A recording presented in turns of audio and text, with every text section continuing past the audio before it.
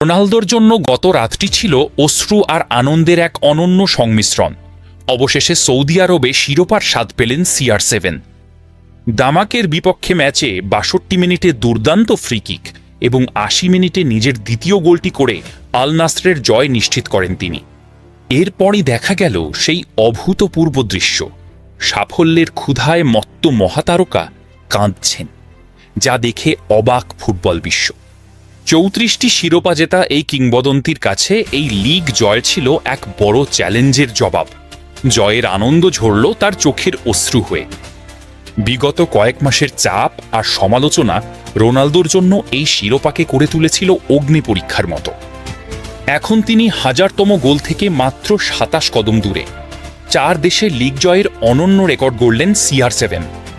সতীর্থ Joao Felix বলেন, আমি জানি সে এই শিরোপা জেতার জন্য কতটা উদগ্রীব ছিল। আমি তাকে গিয়ে জড়িয়ে ধরেছি। খেলার সব খবর সবার আগে পেতে আমাদের সাথেই থাকুন। ভিডিওটি দেখার জন্য ধন্যবাদ।